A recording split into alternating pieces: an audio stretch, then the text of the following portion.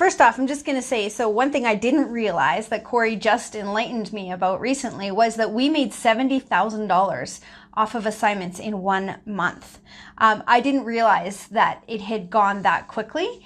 I knew that we had done them for quite a while and it just became part of our business, but it was kind of his side of the business. So I didn't realize, but $70,000 in 1 month in assignments. Now there's a couple key things here. For one, that is a contract that is already negotiated and it is accepted already by your seller. So this isn't, hey, I found a great deal and hey, you know, I might buy it or you can buy it and, you know, I think I'm going to get it for about this much and, you know, we're working on this. No, that's not what it is. This is when you have a deal that has been completely negotiated by the first person, seller A, buyer A, and that contract is solid. The seller has accepted it. They are bound to that contract to you as seller or as buyer A or as whoever they assign it to as buyer B. So there's no negotiating. Once you buy that contract, it is as it sits. That's an assignment of a contract. The contract is already fulfilled. So let me just make sure that very clear, because that took me a while to get into my head and understand that this assignment thing is when it's fully negotiated for you and it's literally a deal handed to you on a silver platter. So as buyer B, am I interested in getting a deal like that? Am I interested in having a property that I know is underperforming and that I can bring up in rents and that's already been negotiated for me? Already has all the market research done for me. I will check it, absolutely. But a lot of that legwork is done for me. Will I be interested in that as a secondary buyer, as an assignee? Absolutely. In fact, we bought assignments from other investors as well. Not only did we sell assignments, but we bought assignments because other investors brought us a deal that fit perfectly for our joint venture partner. And we didn't have to go out there and negotiate it. We didn't have to do any of the legwork. Closed on it. We literally bought that contract off of them. And I think we paid $8,000 for that particular one. Yeah. And we closed on it. It was ours. And as a joint venture, we closed on it. And so not only have we bought them, but we've also sold them. And that's really the key here is if you're looking to add a little extra income, here's the deal, guys. You as investors are out there. And as we talked about a couple of weeks ago, working with your investment focused realtor. So you're out there finding these deals, right? You're finding properties and you can't close on all of them.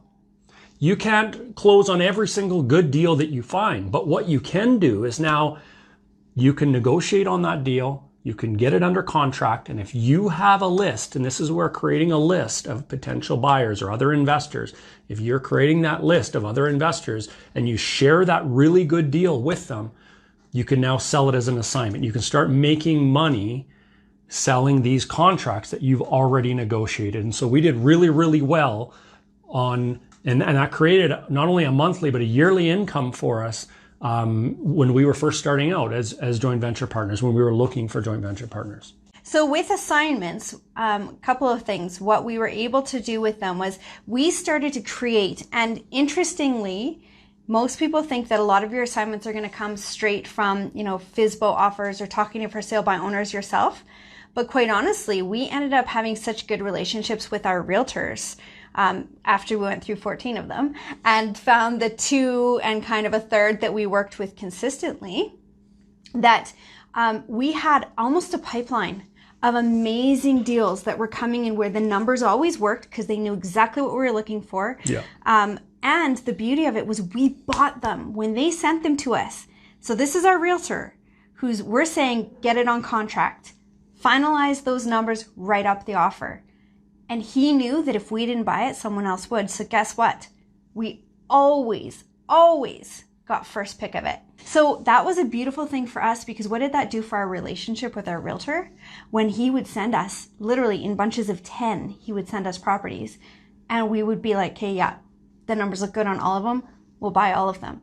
Because if we didn't have either the joint venture money to do it or the time to do it, sometimes we had more money than we had time, then we had a pipeline and a list of investors that we were dealing with to get their joint venture money and partner with them as joint ventures.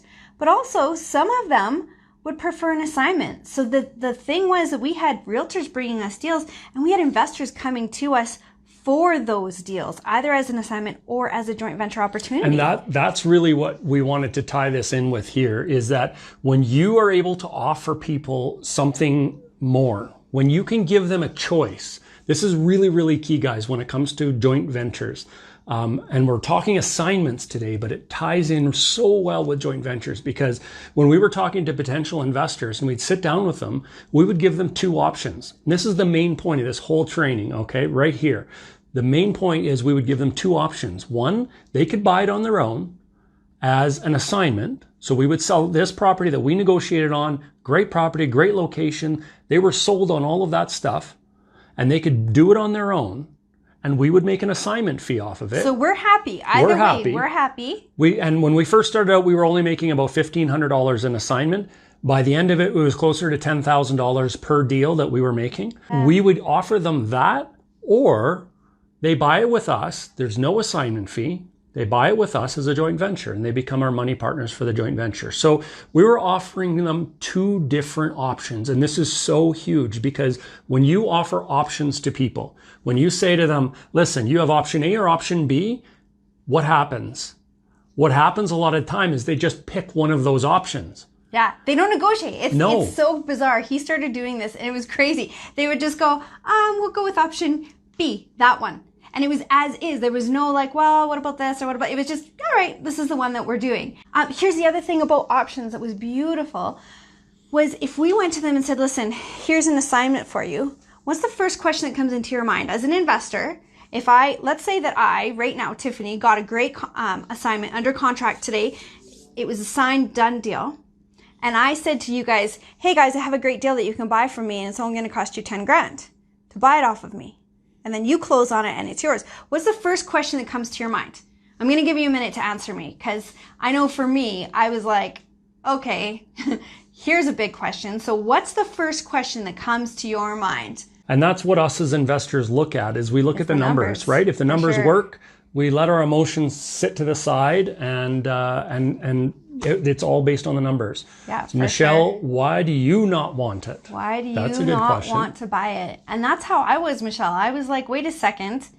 How come you're not buying this? If it's such a great deal that I should buy it, how come you're not buying it? And that there, right there, that was Michelle that said that, I think. What's the catch? Yeah, Michelle, yeah. Why do you not want it? Brian, you know what? And that's what you could say. We do want it, and we would love to buy it together as a joint venture. So joint venture with us, we'll buy it together.